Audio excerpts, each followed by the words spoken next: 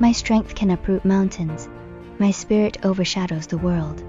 These words have echoed across the centuries, marking the rise and tragic fall of one of China's most extraordinary heroes. Xiang Yu, who raised armies at 24, claimed dominion at 27, yet ended his life by the Wu River at 31, was a military genius of unmatched audacity.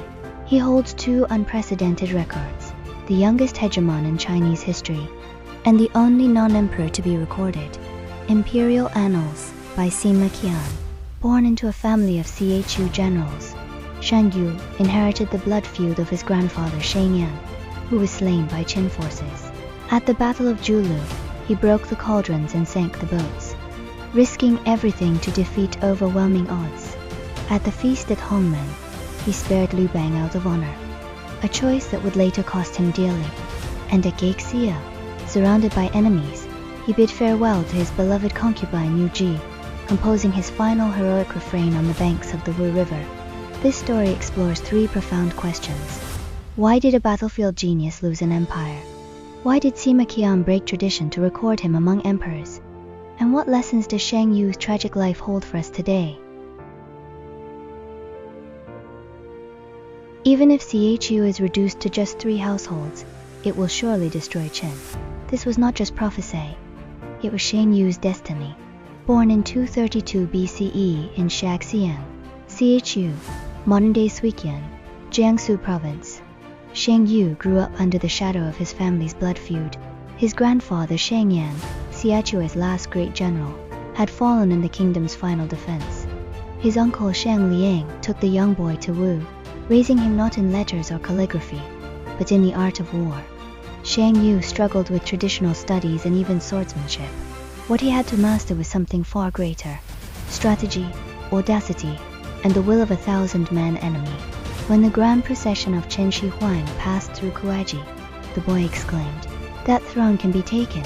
Xiang Liang was shocked. This audacity marked the emergence of a hero destined to change history. Winter 207 BCE. Outside Julu, a cold and unforgiving wind swept across the fields of Julu. Xiang Yu had just suffered his first great loss, the death of his uncle Xiang Liang at Dingtao. Adding to his fury, Chu's King Huai, eager to assert his own power, appointed Song Yi as supreme commander, while Xiang Yu, heir to Xiang Liang's legacy, was only made deputy.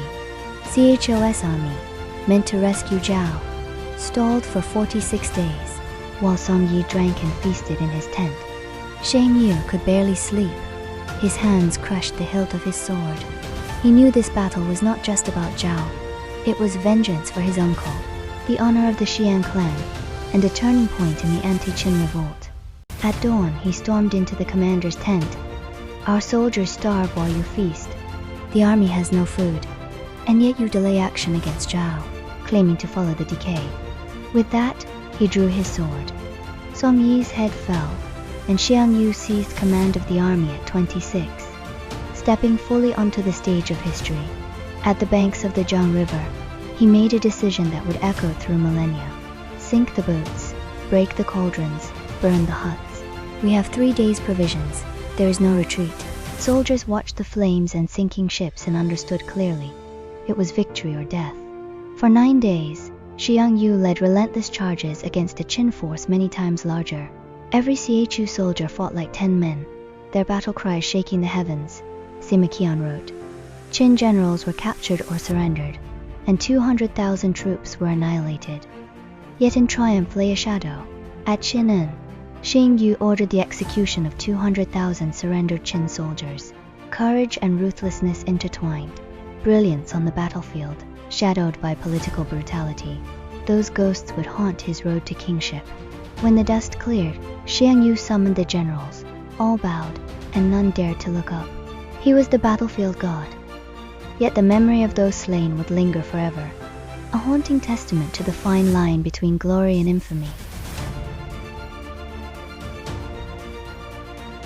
Winter of 206 BCE, Xiang Yu's camp stretched across the plains, banners snapping in the cold wind. News had arrived. Liu Bang had entered Xianyang first, claiming the spoils of the fallen Qin. Tension crackled in the air. Seeing imminent danger, Xiang Yu slipped through the night to warn Zhang Liang. Xiang Yu suspects your lord.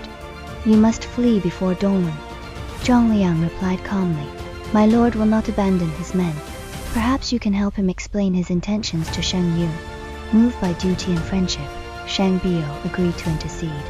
The feast began. Wine flowed and music played. Yet beneath the laughter, danger simmered. Fan Zheng, Xiang Yu's chief advisor, leaned close. Now is the time, he hissed. Strike him.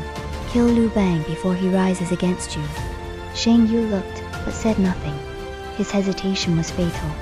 Seeing no action, Fan Zheng signaled Shan Juan, Xiang Yu's cousin, to perform a sword dance, a ruse to strike Liu Bang. The blades glinted under the lamps, but Xiang Yu moved between them, stepping, parrying, shielding Liu Bang. The dance became a deadly dance of loyalty and survival. Each movement a silent duel between duty and danger.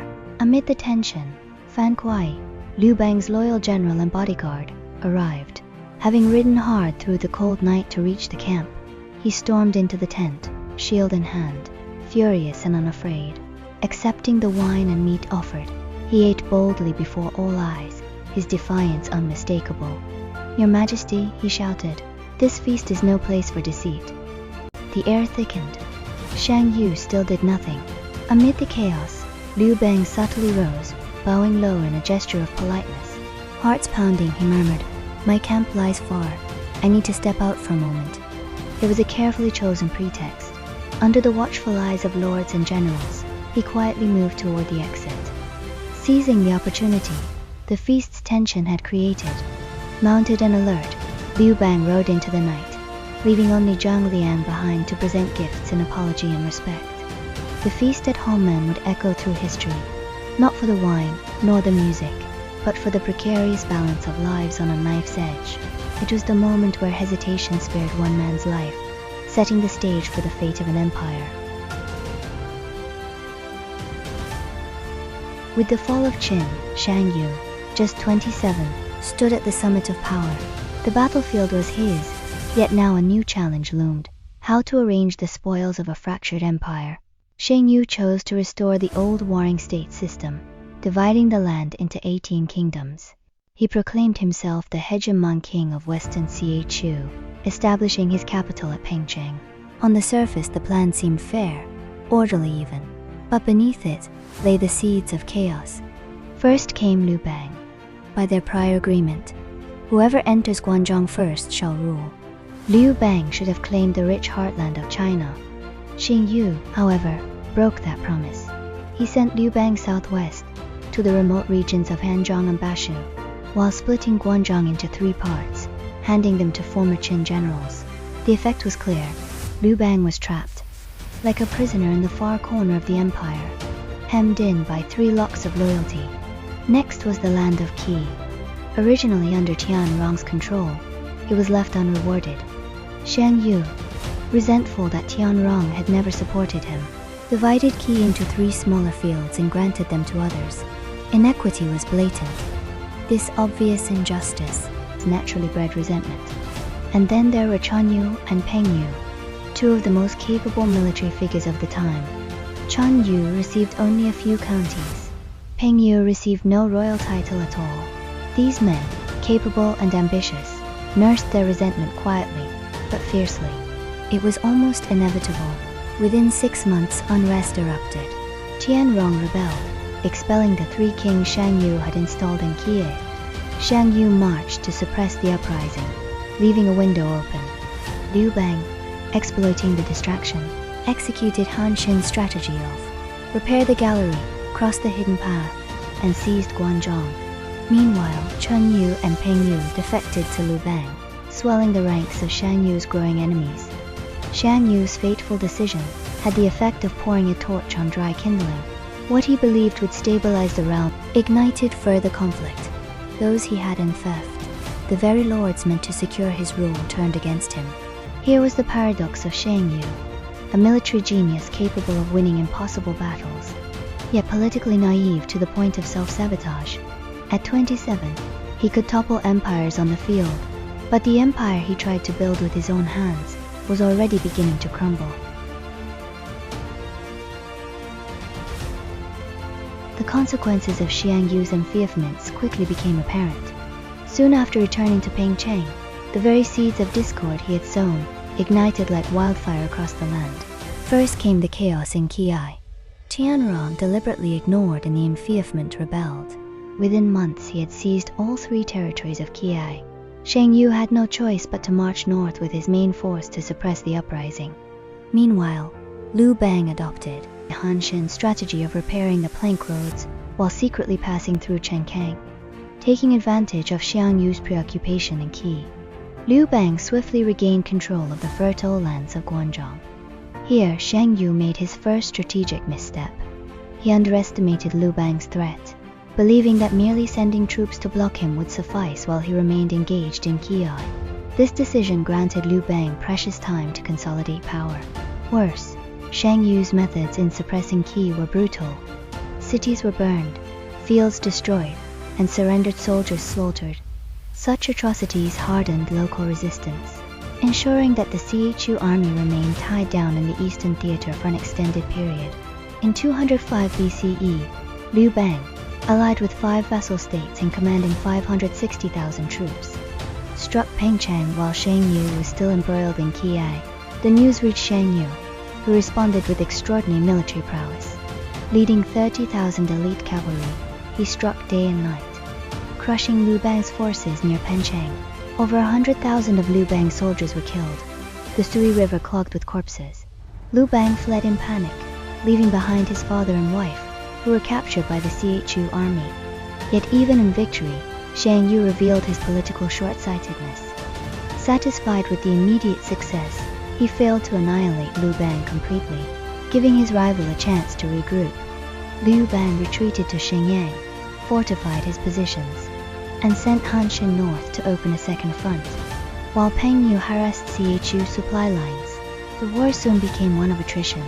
Despite repeated battlefield victories, Xiang Yu could not deliver a decisive blow.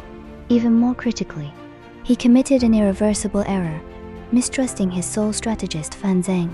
In 204 BCE, Liu Bang's envoy Chun Ping sowed doubt in Xiang Yu's mind, suggesting that Fan Zheng was secretly colluding with the Han. The 70-year-old strategist, heartbroken and humiliated, told Xiang Yu, "The fate of the world is already decided. I wish only to return to my soldiers in death." Fan Zheng fell ill and died on his way back, leaving Xiang Yu without his most crucial advisor. At the same time, Han Xin advanced with unstoppable momentum in the north. He conquered Wei, Lai, Zhao, and finally Qi, turning the north into a direct threat to CHU. Peng Yu continued to disrupt CHU supply lines, leaving Xiang Yu's forces stretched and vulnerable on 2 fronts. Han Xin, once underestimated by Xiang Yu, displayed astonishing military genius.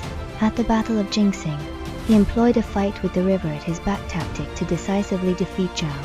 He secured the surrender of Yan without shedding a single life. In Qi, used the Phyrox formation to annihilate the combined Qi-CHU forces, establishing full control over the region. Meanwhile, Xiang Yu, though still victorious on the battlefield, found himself trapped like a tiger in a net. Tianrong resisted in the east. Han Xin threatened the north.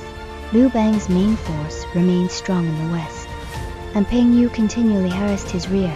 While capable of winning each battle, the broader strategic situation had turned decisively against him. Xiang Yu's tragedy lay in his inability to see beyond the immediate fight. He excelled as a battlefield commander, winning against overwhelming odds. Yet he failed to grasp the larger dynamics of the war. As Han Xin unified the north, Peng Yu severed CHU supply lines, and Liu Bang strengthened in Guanzhong. The fall of Xiang Yu became not a question of if, but when. In the autumn of 203 BCE, the armies of CHU and Han faced each other at Guangwu Gorge, locked in a tense stalemate that had lasted for months. Xiang Yu, once the unstoppable force of the West, was now a shadow of his former self. Years of relentless warfare had drained the morale of his troops, supply lines were severed, and even his most trusted generals had begun to drift away. Faced with this dire situation, Xiang Yu made a grim decision. He would negotiate the Honggu Agreement with Liu Bang. The pact drew a boundary along the Honggu River, dividing the realm. Han to the west, Xiang Yu to the east. As a gesture of sincerity, Xiang Yu returned Liu Bang's father, Liu Taigong, and his wife, Liu Zi. He naively believed this temporary truce would allow him to regroup and recover. No sooner had the agreement been signed than Liu Bang, urged by Zhang Liang and Chun Ping, tore up the treaty and pursued the retreating Xiang Yu forces. For Xiang Yu, this was not merely a strategic setback. It was a betrayal that shattered the very code of honor he had clung to. By the winter of 202 BCE, Xiang Yu found himself trapped at Gaixia. His army had dwindled to barely 100,000 men, and supplies were exhausted. Han forces, led by Han Xin, had orchestrated an encirclement of 300,000, forming tenfold ambushes. On a moonless night, the chilling strains of Xiang Yu folk songs echoed across the camp. Xiang Yu shuddered at the sound, exclaiming, "Have all the Han soldiers already conquered Xiang Yu? How many are there among them?" In his tent, Xiang Yu shared a final drink with his beloved concubine, Yu Ji. The war-hardened king, who had never wept on the battlefield, now revealed a rare tenderness. He beat the rhythm of the drum, singing, "My strength can lift mountains, my spirit towers above the world. Yet fortune turns against me, and my horse cannot carry me. What can I do, Yu? Oh Yu, what am I to do?" Yu Ji's tears fell like rain as she responded in song. "The Han troops have conquered the land. Xiang Yu songs fill the air. Your Majesty's spirit is spent. What reason have I to live?" With the song finished, the loyal Yu Ji drew her sword and took her own life. A final testament to her unwavering devotion. Xiang Yu cradled her body. The man who had never shown weakness, now overcome with grief. With his remaining 800 horsemen, Xiang Yu broke through enemy lines, fleeing south, misled by a local farmer, lost in the wilderness, and later reduced to only 28 riders after a brutal fight in Dongcheng. He finally reached the banks of the Wu River. His body battered, only a handful of men remained at his side. At the riverbank, the local magistrate awaited in a small boat. "The lands of Zhongdong are vast, tens of thousands strong. If your Majesty crosses, you could rebuild and reign. I alone have this boat. The Han army approaches, and there is no other way." History had handed Xiang Yu one last chance. Step onto the boat, and he could return to Zhongdong fertile lands, loyal subjects, the possibility to rise again. But Xiang Yu looked at the surging river and smiled. He recalled the 8 years ago when he had led 8,000 men from Zhongdong across the river to the west, full of ambition. Now, not a single one remained. Turning to the magistrate, he said, "Heaven no longer stands with me. Why should I cross? I once led 8,000 men from Zhongdong westward. Now none return. Even if the people of Zhongdong pity me, what face have I to meet them? Even if they do not speak, how can I not feel shame before myself?" With these words, Xiang Yu embraced the ultimate dignity of a hero. He refused survival, choosing death not out of fear, but as an expression of supreme courage, facing defeat and taking responsibility with unwavering resolve. He gave his horse, the mighty black steed, to the magistrate, then turned to face the pursuing Han forces. Alone he cut down hundreds, sustaining over 10 wounds. At last, seeing his old comrade Lu Matong, he laughed and declared, "I have heard the Han buy my head for 1,000 gold pieces. Let it be so." Then he drove his sword into his chest, dying at the age of 31. The waters of the Wu River continued their eternal eastward flow, but the West Xiang Yu hegemon, once able to lift mountains, closed his eyes forever. His body fell, but his story had just begun. Why does the end of a defeated hero resonate more than the triumph of victors? Why did Sima Qian make an exception, recording a vanquished general in the annals of emperors? The tragic legend of Xiang Yu would echo through the rivers of history, stirring ripples for generations to come. Xiang Yu fell on the banks of the Wu River, his life ending abruptly at just 31. Yet his story has traversed more than 2 millennia, still echoing across the hearts of those who hear it. Sima Qian, in the records of the grand historian, made an unprecedented choice. He placed this defeated general in the annals of emperors. His words cemented Xiang Yu's legacy, though small in beginnings. Xiang Yu rose from humble lands, and in 3 years brought down the Qin, defeated 5 other lords, divided the realm, and granted fiefs. His authority stemmed from his own actions, earning him the title Hegemon King of Western Chu. Though his reign was brief, such a feat had never been seen in recent history.